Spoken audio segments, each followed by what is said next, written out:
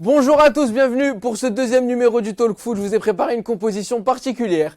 Au vu de l'actualité, ce qui s'est passé cette semaine, ce qui va se passer ce week-end, on aura un peu des duels dans notre émission cette semaine. À ma droite d'abord, on a représentant du Bayern. Yann, comment ça va? Ça va, ça va. Ensuite, Ced pour le Barça. Ça va très très bien, Très, au vu de ce qui s'est forcément. passé. Actu oblige. Camille que vous connaissez, vous l'avez réclamé, du coup il est là. Pour le PSG, vous savez. Neil pour le Real, il va m'aider. Et Elias pour Marseille à la fin. On n'a pas le droit de se foutre de sa gueule parce que moi je suis pour Marseille. mais les temps sont durs. Les temps sont durs. Il y a eu pire. Il y a eu pire. Et les amis, on passe tout de suite à la première séquence de l'émission, le highlight de la semaine. Donc les amis, le highlight de la semaine, évidemment, Barça-Bayern qui a eu lieu ce mercredi soir, 4-1 pour le Barça. D'abord, je vais me tourner vers les amateurs du Barça. Ced, qu'est-ce que tu as pensé de ce match? Alors très très gros match, vraiment un vrai match de LDC avec un Barça qui m'a beaucoup plu. C'était le premier gros test de cette saison. Et ils ont répondu présent tout simplement avec un super match, un triplé de Rafinha, un but de Lewandowski. On a enfin gagné le Bayern après 9 ans. Elias? On a enfin retrouvé le vrai Barça. Ça faisait des années que en Champions League c'était compliqué. Et là, ça fait plaisir de revoir le Barça à la place à laquelle il mérite d'être. Et hier, on l'a fait avec la manière en plus. Et maintenant, je vais me tourner vers le Bayern. Yanis, comment tu t'es bien réveillé? Alors assez mal dormi, mais honnêtement, en effet, du coup c'était le premier test européen du Bayern cette saison avec compagnie. Et justement, j'avais l'impression que ça jouait pas au foot. Franchement, pendant les 10-15 premières minutes, ça va, on essayait de mettre du rythme. Justement, on a pu égaliser. Mais justement, j'avais l'impression que c'était plus le Bayern qui jouait vraiment. Je sais pas si c'était un match de Guingamp ou quelque chose comme ça. Mais... On embrasse les amis de Guingamp. Ils se sont pris une tôle pour rien. Camille, toi, qu'est-ce que t'as pensé de ce match entre le Bayern et le Barça? Moi, je tenais à dire que ce match il nous prouve que la confiance, ça change tout dans le foot parce qu'on voit un joueur comme Rafinha qui, l'année dernière, les 2 dernières saisons étaient vraiment catastrophiques avec le Barça. Il s'était l'ombre de lui-même. Avec un peu de confiance, aujourd'hui, c'est un des meilleurs joueurs du monde. En tout cas, hier, il a fait une performance XXL.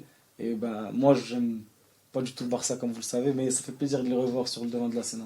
Alors, est-ce que néanmoins, il y a des points un peu plus négatifs dans cette victoire, Elias? Que ça soit tactique ou plutôt technique? Moi, je pense qu'on a eu Ou un joueur. petit... Je pense à un joueur. Moi. Peut-être je pense à un joueur. Moi, je pense au gardien de but. S'il fallait Exactement. penser à un joueur. Je trouve que Peña n'a pas le niveau pour le Barça. Et il a peur, il est flippé. C'est une bonne doublure. C'est bon, c'est bien pour ça, mais en tant que gardien titulaire du FC Barcelone, ça fait pas du tout, c'est pas suffisant. Ça, t'es d'accord? Je suis assez d'accord avec lui, on a hâte que Chesney soit à 100% en forme pour qu'il revienne. Mais surtout, ce qui s'est passé, je trouve, c'est qu'après le premier but, on a ouvert le score très tôt. Et cette nouvelle tactique de Flick, où on presse très très fort, on défend à la médiane, on joue le piège du hors-jeu.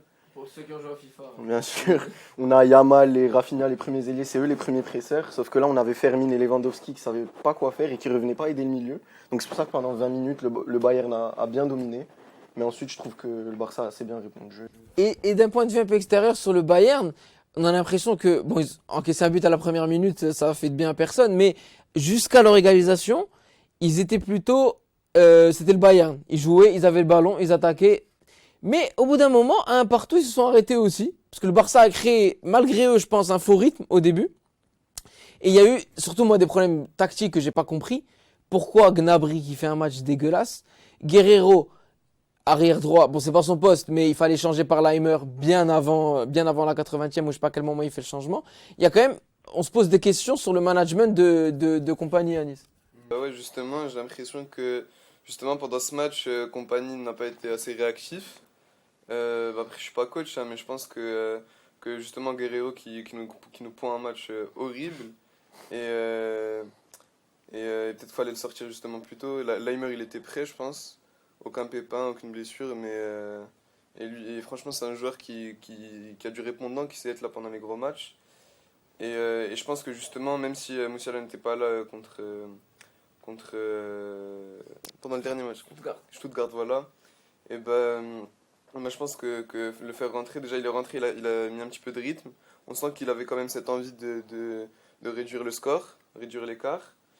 Et pourquoi pas remonter. Par contre, ouais, forcément le faire rentrer à la 80e, 80, je sais plus combien c'était peut-être pas. Est-ce que, et je m'adresse à ceux du Barça, est-ce que vous pensez que c'est déjà le match référence de Flick et qu'il peut vraiment maintenant lancer un groupe? Mais je pense que ça peut l'être. C'est sûr, quand tu gagnes 4-1 contre le Bayern, dans une ambiance comme il y a eu hier, dans un stade qui était en feu, on a une équipe titulaire qui joue très souvent ensemble cette saison. Donc je pense que ça va être l'équipe qui sera alignée contre le Real dimanche. On en parlera tout à l'heure. Et Seth, justement, par rapport au Classico de dimanche, qu'est-ce que tu penses, enfin, quel compo il faut sortir? Parce que le problème, c'est un peu maintenant le choix du roi. Il y a beaucoup de joueurs qui sont là, qui n'étaient pas censés être là, et puis ceux qui étaient censés être là reviennent. Je pense notamment au milieu de terrain. Est-ce que tu fais jouer Frankie de Jong? Est-ce que tu fais jouer Casado? En fait, Comment tu t'organises? c'est compliqué. Tu peux pas, après ce début de saison de Casado, tu peux pas venir lui dire, ok, ce week-end tu joues pas, tu vas le sortir. Frankie qui revient, qui a l'air d'être prêt, mais je pense qu'il faudrait reconduire Casado, Pedri et Fermin ou Olmo. Les deux le retour de Fermin a fait vraiment du bien. Donc je pense que ça va être la même compo. Le seul petit changement, ça peut être Frankie de Casado, mais je pense pas. Et Neil, toi en tant que supporter du Real, est-ce que cette équipe que tu as vue hier, elle te fait peur? L'équipe du Barça, ben en vrai, moi j'ai vu tous les débuts de saison du Barça un peu, ils ont toujours été en vrai pour moi au début de saison, ils ont toujours été soit exécrables, soit ils étaient à un très haut niveau comme maintenant, mais à ce niveau-là, non, je les ai jamais vus comme ça, donc ça me fait un peu peur pour le Classico, mais je sais qu'avec avec l'équipe qu'on a, avec les joueurs, avec la confiance maintenant qu'a pris Vinicius, Valverde, bref, tous les joueurs du Real tout simplement, je pense qu'on peut vraiment faire quelque chose. Eh ben, vous savez quoi, on va faire les coups de cœur, coups de gueule, et après on passe au Classico parce qu'on a tous envie. Coup de cœur, coup de gueule, c'est parti. Elias, à toi, la parole est à toi pour ton coup de gueule que j'ai trouvé très intéressant. Donc moi, mon coup de gueule du jour, c'est les interdictions de déplacement des supporters en France. Parce qu'en Angleterre, en Allemagne, c'est pas pareil. Mais en France, très souvent, on a des interdictions de déplacement et de parquage. Et je trouve que c'est un peu dommage parce que ça tue le foot. En fait, quand on se déplace au stade, c'est pour l'ambiance, c'est pour les joueurs aussi, mais le 12e homme, comme on dit, donc c'est un ensemble, c'est un tout. Le football n'est pas fait que par les acteurs sur le terrain, mais également dans les tribunes. Donc moi, je trouve que c'est dommage que dès qu'on a un classique, les supporters de l'OM sont interdits de déplacement à Paris et vice-versa. Et ça depuis presque 10 ans maintenant, même si ce n'est plus. Et je trouve que ça tue un peu, ça tue le foot, ça tue la magie des matchs. Donc ça, c'est mon coup de gueule parce que je sais qu'en Angleterre, c'est très bien géré. On a des supporters adverses à tous les matchs, dans des grands parcages. C'est très bien encadré. Et même le fait d'interdire ces déplacements, ça engendre des risques de sécurité parce que les supporters se déplacent quand même. Donc ils se déplacent au sein du stade et ils ne sont pas encadrés par les forces de l'ordre ou dans le parcage. Ça peut créer c'est dangereux pour les supporters adverses. Donc moi, je trouve que ces décisions, elles sont incompréhensibles et que j'aimerais que ça change, quoi. Voilà. Eh ben, merci Elias. Je vais me permettre un petit coup de cœur parce que c'est presque émouvant. Dans quelques jours, Vinicius va récupérer son ballon d'or. En fait, en tant que supporter du Real et que de suiveur du foot de manière générale, on n'aurait jamais pensé, il y a quelques années, que Vinicius allait arriver à ce niveau-là et qu'il allait avoir le ballon d'or aussi tôt. Au début, presque, pour parler vulgairement, ça se foutait de sa gueule.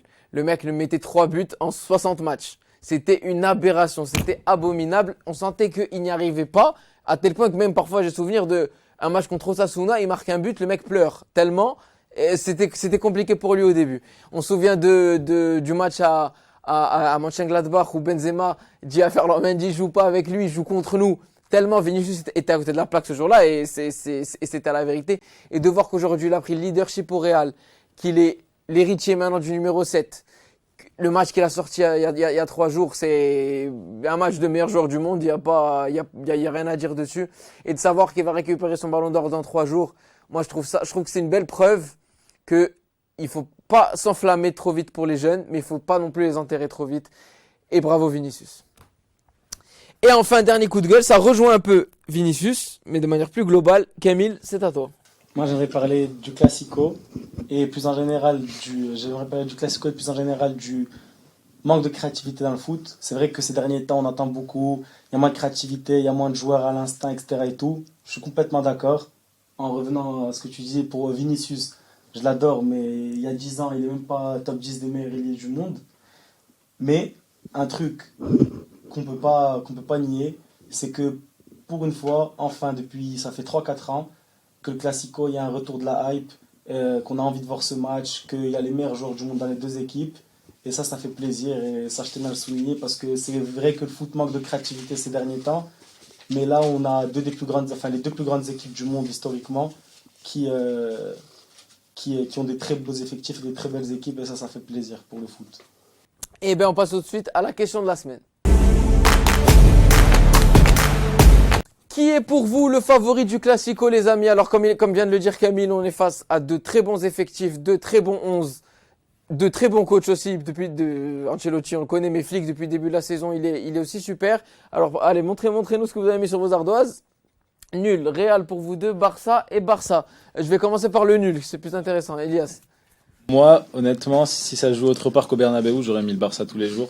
Mais le Real au Bernabeu cette saison, c'est la forteresse. On l'a vu en Champions League cette semaine. Et même quand on regarde sur le nombre de points, 15 points sur 15 pris au Bernabeu. Donc le Real se reçoit très très bien. C'est un peu plus compliqué à l'extérieur, mais à domicile, c'est compliqué. Ils ont fait une belle remontée là cette semaine, donc ils seront en confiance. Même si je vois le Barça potentiellement gagner, je pense que la plus grande probabilité serait le match nul. Et le Real qui a pu perdre au Bernabeu depuis avril 2023. Camille. Toi, Inel, vous mettez Real. Moi, je mets Real. Pourquoi? Tu l'as dit ça tout à l'heure. Je reviens sur ce que tu as dit. Par rapport à la ligne médiane et que le Barça défend très haut avec le piège du hors-jeu. Moi, je pense que contre le Real, ça va être limite. Surtout au Bernabeu avec des joueurs comme Mbappé et Vinicius qui prennent la profondeur, qui sont ultra rapides. Moi, je pense que ça va être limite. Et je vois le Real s'imposer. Sur un petit score, je vois le Real s'imposer. Bah moi j'ai mis le Real aussi pour la raison que Camille a citée, parce qu'on l'a très bien vu contre City. City c'est une équipe qui défend très haut et donc voilà, quand t'as une équipe qui défend très haut, t'as un Vinicius, bon là t'as pas Rodrigo mais t'as quand même un Mbappé, un Vinicius, un Bellingham qui va savoir envoyer. Tu vas avoir quand même beaucoup de buts du Real. Et défensivement aussi on voit que c'est très fort, surtout au Bernabeu. Il y a un truc inexplicable tout simplement quand tu joues au Bernabeu, tu te dis voilà, c'est pour moi en tant que fan du Real, je suis peut-être je suis pas peut-être pas assez objectif, mais je pense que c'est vraiment impossible pour le Barça de gagner, donc je nous vois tout simplement nous imposer Ah, carrément. Alors, je vais laisser ça pour la fin. Yannis, vas-y.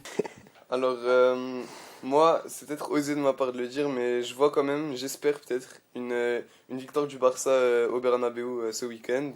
Vous n'êtes pas les seuls à souffrir. Comme ça déjà on n'est pas les seuls à souffrir. Mais aussi franchement, même en tant que supporter du Bayern, ça fait quand même plaisir de voir un Barça qui revient. Le Barça quand même, quand on pense au football, on pense au Barça, au Real. Et de voir le Barça revenir fort sur la scène football, bah, franchement ça ferait super plaisir.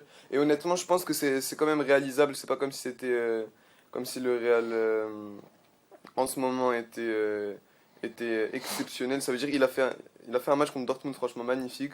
Mais on sent que quand même en début de match, il y a une certaine fragilité défensive, notamment avec Dortmund qui plante les deux buts. Et on se dit pourquoi pas si Hansi arrive à bien gérer ça, de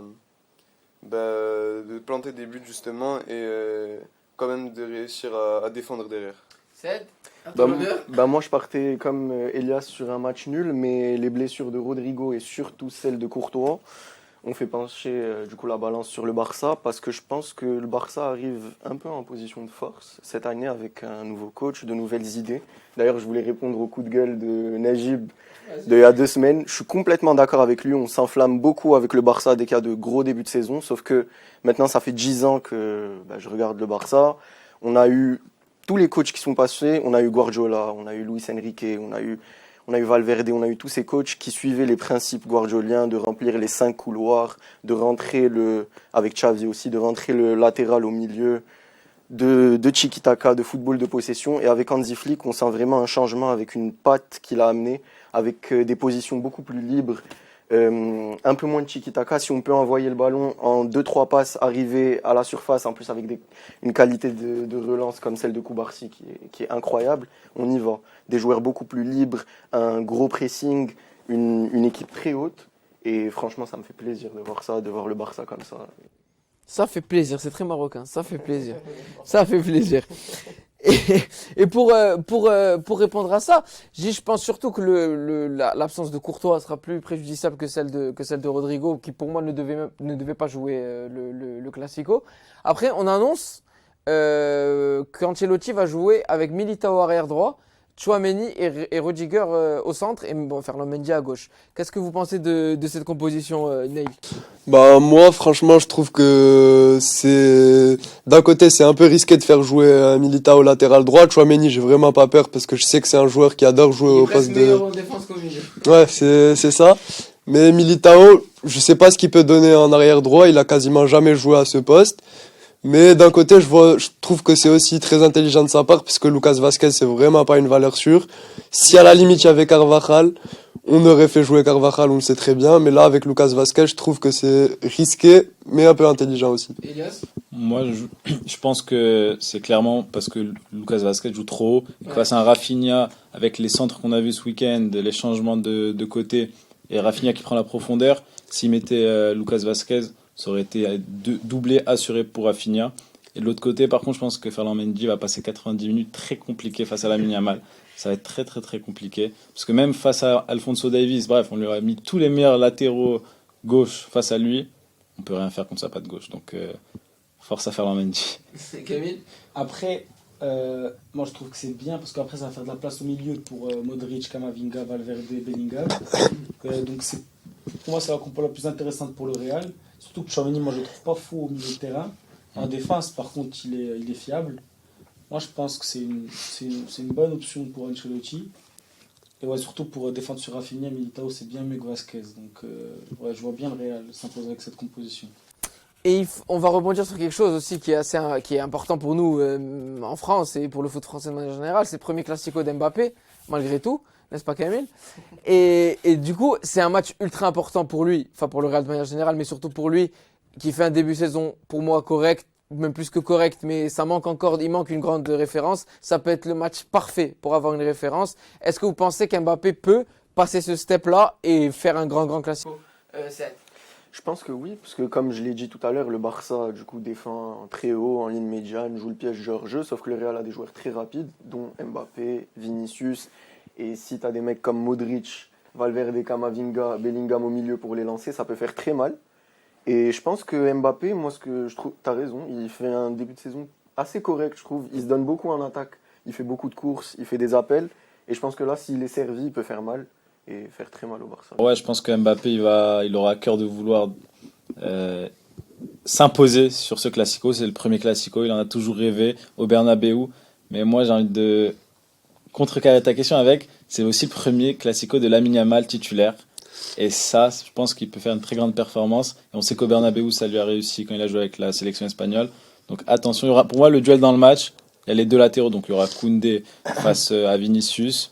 Et il y aura donc Mbappé face à la défense, mais il y aura aussi Lamine Yamal du coup face à non pas.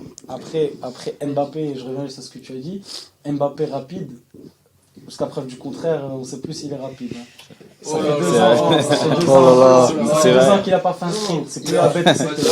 C'est qu'il a perdu un peu son... Non, mais d'accord, mais tu mets un sprint. Mbappé contre Inigo Martinez, il n'y a pas photo. Il a plus la tête au foot, les gars. Ouais, il est rapide qu'en jet privé, je pense. Exactement. Avec ces émissions de carbone, j'ai vu l'article de l'équipe, c'est n'importe quoi. Mais bref, il a plus la tête au foot. Moi, je pense qu'il va faire un très mauvais match. Moi, justement. Ça va être la preuve de la très mauvaise recrue qu'il a été pour le Real et qu'il va être, je pense. La haine. Allez. Moi, justement, pour rebondir avec ça, on sait qu'Mbappé, quand il doit répondre présent, il peut vraiment très bien répondre présent, mais il peut très bien s'absenter. Et on peut voir, par exemple, pendant l'Euro, il a fait un Euro quasiment catastrophique. Hein, on va dire qu'il était pas là, là où on le demandait. Et je me demande, j'ai hâte de voir quand même comment Mbappé va réagir et comment il va performer dans ce premier Classico. Et justement, ouais, c'est aussi le premier Classico de Lamine Yamal titulaire. Et je pense que c'est possible que lui aussi fasse un match exceptionnel. Surtout que lui, dès qu'on l'a demandé, on l'a jamais vu absent quasiment. Et les amis, on passe à l'avant-dernière séquence avant le petit jeu que vous adorez. La question de la semaine. Marseille a-t-il les armes pour battre le Paris Saint-Germain? D'abord, allez, la parole aux visiteurs. Camille. Non. Ça m'aurait étonné. Non, franchement, je pense pas qu'ils aient les armes pour battre le PSG. Ça fait 10 ans, ils nous ont gagné, je pense, une fois. Depuis 10 ans en Coupe de France.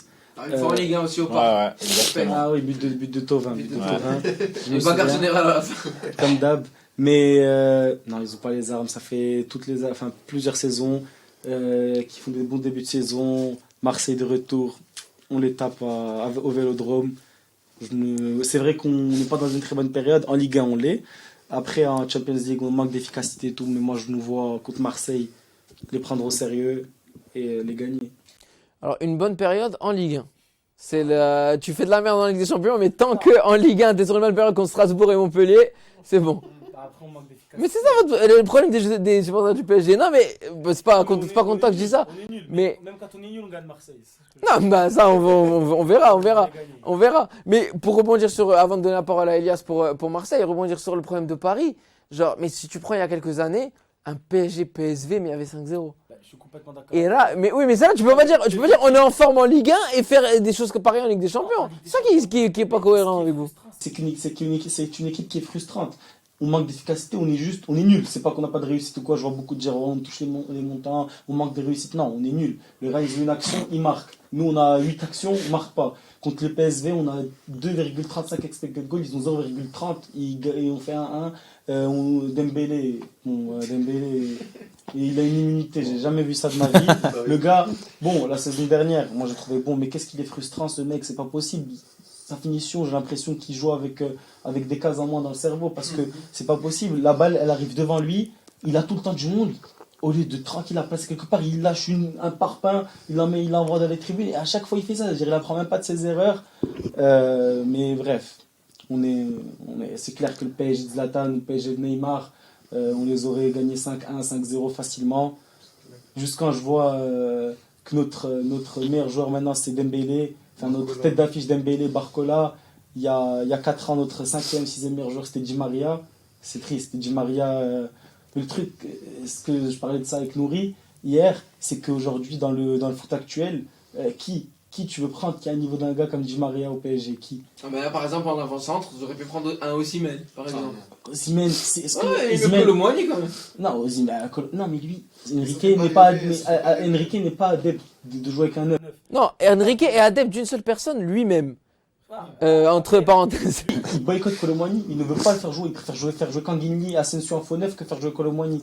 Après parce qu'il Ramos, est nul. il revient. La blessure de Ramos, ça fait du mal. Ouais, après Ramos, il était bien. Ramos, c'était très bon. bon. Ouais. Après, là, il y a le gars du Sporting, Gyökeres, qui est très bon. Ça, c'est plus intéressant qu'Osimhen pour moi. Il est plus jeune et il a un plus gros potentiel. Il a une plus grosse palette technique. Osimhen, c'est pas un joueur qui est style Enrique. C'est Campos qui le voulait, Enrique le voulait Mais pas. de toute façon, on ne peut pas comprendre quel est le site d'Enrique. Et à toi, Elias. Alors moi, c'est bien évidemment que oui. Et je suis très étonné de la réponse de Camille parce que là, c'est pas est-ce que l'OM va gagner, mais est-ce qu'elle a les armes. Et je pense que l'OM n'a jamais eu autant les armes pour battre le PSG que pour ce match-là. Au Vélodrome, le PSG n'a jamais eu un effectif aussi faible depuis très très longtemps. Et l'OM n'a jamais eu un effectif aussi fort depuis très très longtemps. Donc pour moi, bien sûr que l'OM a les armes pour battre le PSG. Je dis pas qu'ils vont gagner, mais je pense qu'on n'a jamais été aussi près de battre le PSG parce que avec la doublette Hojbjerg-Rabiot, c'est très très très fort. Je sais pas si tu as regardé le match contre Montpellier, ça reste Montpellier, mais comme tu l'as dit, vous aussi vous êtes fort qu'en Ligue 1, donc c'est pareil. Mais ouais, en Ligue 1 en tout cas, ça fait le taf. Greenwood qui a marqué le dernier match, qui est en confiance. Eli Wahi qui avait beaucoup d'occasions, qui manquait à marquer. Là, il a marqué, donc il va arriver contre le PSG, un club qu'il connaît bien, et avec la confiance. Donc là, on a tous les attaquants en confiance, un très très beau milieu et un gardien qui est exceptionnel. Rulli qui nous sauve, mais vraiment, cette saison, c'est l'un des meilleurs portiers de Ligue 1 et de loin. Donc ouais, je pense qu'on a plus que les armes pour vous battre. Moi, je pense pas. Parce qu'après, c'est clair que vous faites un très bon début de saison et tout. Mais moi, défensivement, je vois pas prêt de mettre l'intensité qu'il faut. Parce que le problème du PSG, c'est quand l'adversaire met de l'intensité. Là, contre le PSV, on les a dominés largement. On n'a juste pas su concrétiser. Et moi, je pense pas que l'OM a les armes pour nous mettre en difficulté et appuyer sur nos points faibles. C'est pour ça que moi, je dis que je pense pas que vous ayez les armes pour vous Justement, là, pour moi, on est en train d'inverser cette année. Pour moi, je pense que ce sera l'OM qui aura la possession. D'habitude, c'est un peu le PSG qui domine, c'est vrai, c'est le style de jeu d'Enrique, mais pas cette année. Et on a des Herbis qui proposent un beau football basé sur la possession, sur les schémas de jeu. Et je pense que justement, cette année, Attention. Non, mais moi, je pense qu'au contraire, c'est si vous avez la possession que vous n'avez pas les armes pour nous battre. Parce que moi, je pense que l'équipe du PSG c'est pas une équipe qui est faite pour jouer en jeu de possession. C'est une équipe qui est faite pour jouer en attaque rapide. Donc, raison de plus, si vous avez la possession, je pense que c'est là que vous n'avez pas les armes pour nous battre. Moi, ça m'arrangerait que vous ayez la possession. De loin, avec des joueurs comme Dembélé, Barcola, Nuno et Hakimi, surtout Hakimi qui fait un début de saison Ouais, exceptionnel. Franchement, objectivement, c'est pas parce que je suis marocain ou quoi, mais c'est le meilleur latéral droit du monde. Et contre le PSV, il C'est faisait le tout. meilleur joueur du PSG aussi. C'était de loin, c'est le leader, c'est le capitaine, c'est le vrai capitaine, c'est lui. Sans manquer de respect à Marquinhos, mais dans le terrain, sur le terrain, c'est le capitaine. Avec des joueurs comme Hakimi, Nuno, il y a Barcola et Dembélé. Si vous avez la possession, en plus vous défendez assez haut, vous jouez assez haut, moi je pense que c'est là que ça va être fatal pour vous. Et d'un côté maintenant un peu plus dépassionné, Ced, qu'est-ce que tu penses de ce match? Bah alors moi j'ai mis oui et non parce que j'ai mis à Non, l'envers. bon sens. Oui et non parce que bah, comme l'a dit Elias, on peut pas ignorer ce début de saison de Marseille avec l'arrivée de Deserbi qui est un coach que j'affectionne particulièrement et Marseille propose un très beau football, il y a eu des recrues, il y a Harit, c'est pas parce que je suis marocain que je le dis mais qui fait un très bon début de saison. Il est plus sélectionné avec le Maroc. Ouais, Ça c'est un problème avec le coach. Ouais. Et j'ai mis non parce que, comme l'a dit Tao, on a trop connu ça. Oui, Marseille est bon, cette année ça va le faire. On l'a entendu déjà plusieurs fois. Et un peu comme le Barça, j'attends de voir, c'est leur premier test, comme le Barça avec le Bayern et ce week-end le Real. Ça va être le premier test de Marseille et on va voir s'ils vont répondre présent et j'ai très hâte. J'ai très hâte de voir ce match. Ouais, justement, pour moi, ce match, parce qu'on parle un peu de est-ce qu'on aura une vraie course au titre cette année en Ligue 1, et pour moi, ça va être un peu le révélateur, mais même si l'OM perd, je dis pas qu'ils seront plus dans la course au titre, mais s'ils gagnent ce match, ce sera officiellement la course entre le PSG et l'OM pour le titre cette année. Yanis? Alors pour moi, non. Marseille ce week-end n'aura pas forcément les armes pour battre le Paris Saint-Germain. Alors pourquoi? Parce qu'on a vu un Paris Saint-Germain beaucoup plus affaibli que d'habitude, hein. On passe en quelques années d'une attaque Mbappé, Neymar, Messi à du Barcola, Dembélé. Et franchement, honnêtement, ça fait moins peur. Mais on est aussi face à un Dembélé qui a fait un match nul très frustrant la semaine dernière. Et du coup, je pense que... comment dire? Je pense que le PSG a fort intérêt, du coup, justement, à avoir la dalle ce week-end contre l'OM. Et c'est un cap qui leur permettra aussi de relancer leur saison. Ça veut dire que pour moi, si le PSG gagne ce week-end, ils vont d'autant plus reprendre en confiance. Et pour moi, l'OM va tomber contre un PSG motivé, et peut-être plus motivé que d'habitude dans ce match. Neil? Bah moi, je pense que comme Elias, l'OM a largement les armes pour battre le PSG. Parce que quand tu vois l'équipe de l'OM, tout simplement, tu vois Harit, Greenwood, tu vois des joueurs comme ça qui sont tout simplement en feu. Et tu vois l'équipe du PSG, par exemple, pour moi, le match référence du PSG cette année, c'est contre Metz. Et par exemple, contre les grandes équipes. Ça veut tout dire. Et quand tu vois leur match contre les grandes équipes, ils perdent à chaque fois, ils font des matchs nuls et tout. Même contre le PSV c'est même pas une grande équipe. Je pense que tu mets n'importe quelle équipe. Je pense que tu mets l'OM contre le PSV, c'est déjà un match où l'OM peut gagner. Avec cette année justement.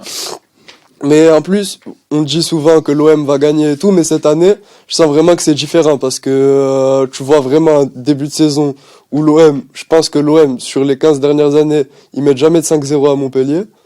Et là, c'est... Quand même. Non, je pense pas. Ça, c'est rare quand même. que Montpellier- 5-0. Montpellier sont horribles. À la lanterne rouge, ça peut arriver. Ouais. Mais quand même, 5-0. 5-0, tu le mets jamais. Sur les 15 dernières années, mais cette année, tu vois, moi je trouve l'OM choquant. Et je pense qu'ils ont les armes pour peut-être aller mettre même un 3-1. Eh ben, avant de passer au kick à jouer, je vais donner mon avis. Donc, évidemment, oui. Et je dis pas que Marseille va gagner, mais ils ont les armes et ils vont regarder le PSG dans les yeux. Maintenant, avec le Vélodrome, avec une petite dinguerie tactique d'Enrique que vous comprenez que j'apprécie beaucoup, tout est possible. Et je pense que surtout ce qui m'intéresserait, même au-delà du résultat, c'est que De Zerbi batte Luis Enrique. Ça pour mon plaisir personnel. Et pour l'OM, ça ferait très plaisir. On passe au kick à jouer où? Alors les amis, on y va. Premier joueur. Donc vous avez une chance chacun. Mais vous pouvez m'interrompre au milieu si vous pensez déjà l'avoir. Et tous les joueurs sont passés par des clubs desquels on a parlé aujourd'hui. Monaco, Lille, Lyon, FC Barcelone, Monaco, Olympiakos. Je répète, Monaco, Lille, Lyon, FC Barcelone, Monaco, Abidal. 1 point pour Ced. Deuxième joueur. Il est moins évident. Le Havre, Sochaux, Charlton, Bordeaux, Marseille et Nice. Moins évident. Tovin. Non. Le Havre, Sochaux, Charlton, Bordeaux, Marseille et Nice. Je peux vous donner des indices. C'est pas.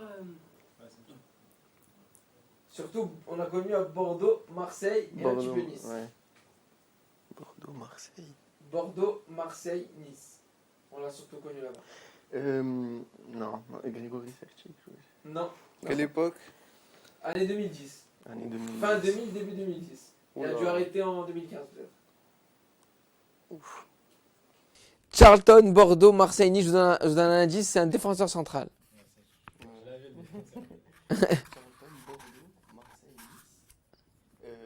Les plus jeunes, vous en saurez peut-être pas, mais ceux qui ont à peu près mon âge, vous le connaissez.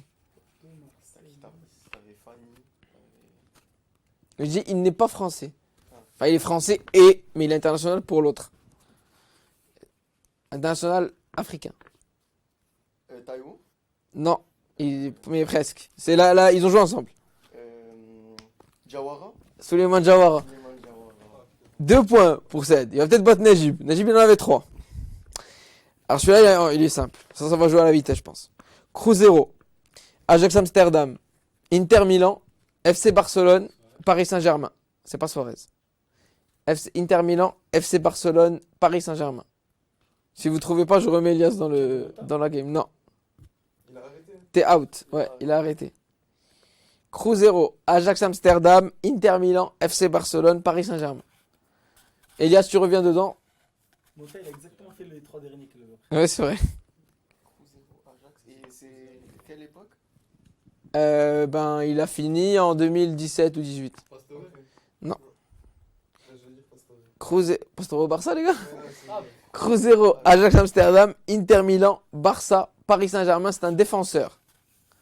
Et vous pouvez avoir la nationalité vu où il a commencé.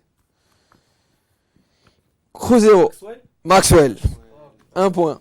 Il lui a fallu 2 émissions pour marquer 1 point. Avant-dernier joueur. Il est très connu. Le Havre, Chelsea, Arsenal, Portsmouth, Real Madrid. Anelka. Non, t'es out. Andy Makashkala, Lokomotiv Moscou, Marseille, Al Jazeera, Paris Saint-Germain. Et il a fait parler de lui récemment. Il a fait Marseille, Paris Saint-Germain. Lassana Diarra, 1 point pour Elias. Dernier joueur. US Sénar Moissy. Moi je sais pas, moi je suis en France mais je sais pas où c'est. Getafe, Al Jazeera, par hasard même club que Saint-Diarra. Olympique de Marseille, Al Nasser Dubaï, Antalya Sport, Gymnastique Tarragone en Espagne, El Shehania et US Lusitano Saint-Maur. Wow. Et il joue plus maintenant, il a fini là-bas. Il a joué tous les années 2010. Et il est pas, ouais. Alors l'essentiel, Getafe, El Jazeera aux Émirats, Marseille, El Nasser aux Émirats. Avec ça c'est le Antalya Sport. Après bon des clubs secondaires. Réfléchis. Il a joué à Marseille. Non. Mais il a joué avec Karim Rekik. C'était exactement cette époque-là. Pour vous dire, il a fait une seule saison à l'OM. Non? Non? Ah non. Getafe, oui, mais c'était bien pensé. Getafe, El Jazeera, Olympique de Marseille, Al Nasser. Je vous donne un indice. On l'a tous, par la force des choses, vu jouer en sélection. Ouais.